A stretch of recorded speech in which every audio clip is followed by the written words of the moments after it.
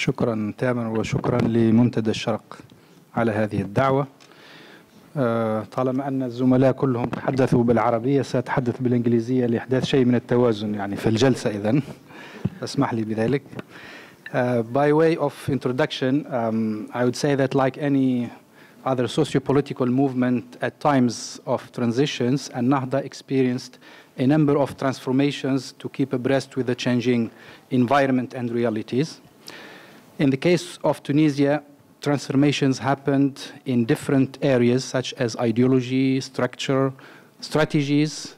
We have covered the two elements early in the morning. I'm going to focus on the third one, which is the structural transformations in political Islam in Tunisia. This presentation will focus on 5 points.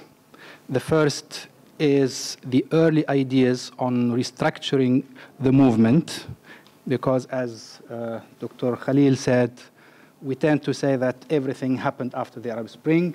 No, it's a continuation, it's an evolution. So I would say a few words about the idea of transformation, structured transformation of Ennahda before the Arab Spring. Then I come to the Arab Spring and the new relations between the movement and the party and the separation that has happened. The third point would be the specialization as a strategic choice. Here I talk about specialization in politics, I mean the political party. 4, can the movement survive alongside the party? And 5, reshaping civil society. You may wonder, what has civil society to do with the transformation of Ennahda? I come to this later on. I'm trying to explain it. First, there are a few ideas that appeared within Ennahda before the Arab Spring. The idea of specialization and separation different types of activities on functional basis is not new to Ennahda. It was present within the movement for some time.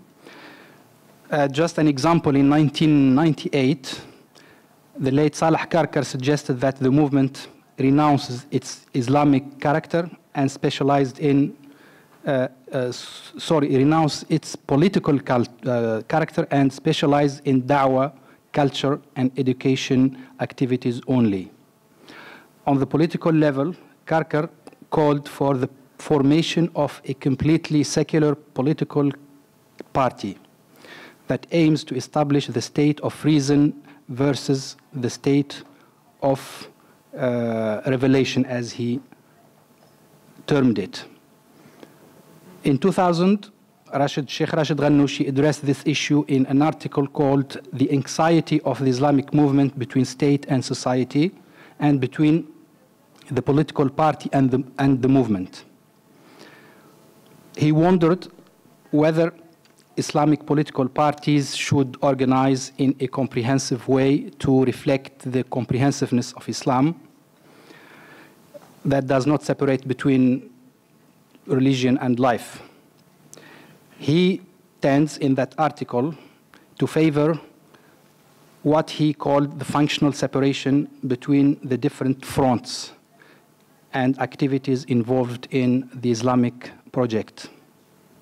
After the revolution, and especially the legalization of Ennahda political party in 2012, we have seen a major restructure happening within the movement. And this happened at the movement's 10th Congress in 2016, exactly. The second point, regarding the relation between the movement and the party, and what we all call separation, I don't agree that it is a separation, it is something else. Separation here is kind of misleading term, but I will use it just for the sake of argumentation. The separation between the movement and the party came to solve a long-lasting, multi-layered problem that has various dimensions: ideological, structural, and political. The idea of operating a functional separation between the different structures and activities that used to take place under the umbrella of one Islamic movement has taken at least 20 years to to progress within the Ennahda. But why this decision has been delayed until 2016? There are several explanations to this. First, the official explanation of Ennahda, or the official narrative, is the external factor. It's the authoritarian system and the continuous tense relations between the state and the movement that prevented the internal debate to progress in a natural way and come to its natural conclusions.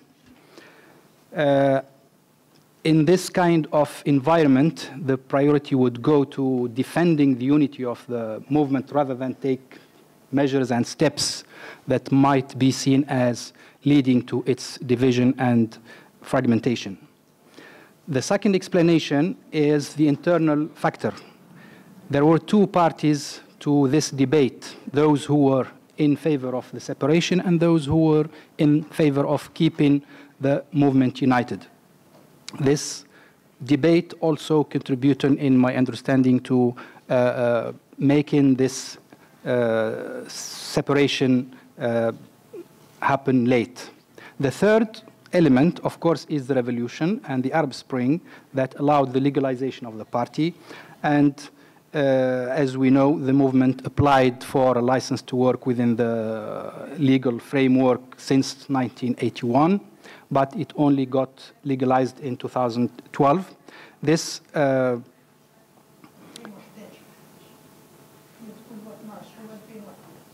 الحركة تقول 12.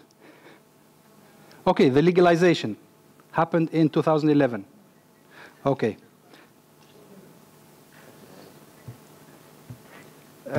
We go to the third point, specialization. What happened in the documents of Ennahda is called specialization, not separation. Why it's called separation? In the run-up to the 10th Congress, the organizing committee conducted a 2-year extensive discussions and deliberations around the structure of the movement and reached a decision to specialize in politics activities only. Not to separate da'wah from politics, is to specialize in politics, to form a political party that only works in politics. The other parts of Ennahda, we'll talk about them later. One of the bylaws of the Congress is called the strategic bylaw, strategic or اللائحة الاستراتيجية. It says Ennahda is going through a real development that entails the departure from the ambiguous mixture between a specialized party and a comprehensive movement towards the status of a democratic political party with an Islamic frame of reference. Theoretically, this means a radical restructure and a complete separation between the political sphere and that of religious and preaching activities. But on the ground, this means Ennahda transforms into a professional political party and leaves out all other components. It is like getting rid of the remaining parts of the movement. That is why the term separation is not very accurate and it's quite misleading. This restructure is introduced under the banner of specialization, and it is strategic. It's a strategic shift and not just a reaction or a tactical maneuver to respond to the pressures of the movement. 4, can the movement now survive alongside the party?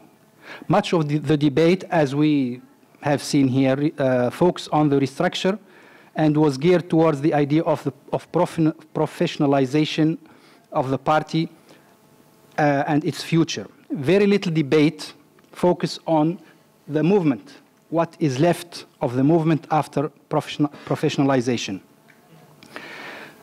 What is more important than the separation between the two entities is the fate of the movement.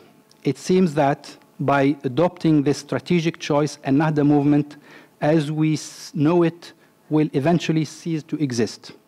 Not only because all the movement's human and financial resources are allocated to the party, but also because from now on, there will be no ownership of the movement. The domain of these activities, the da'wah, the culture, education, charity, The domain of these activities, says the bylaws of the 10th Congress, is not the party, it's civil society.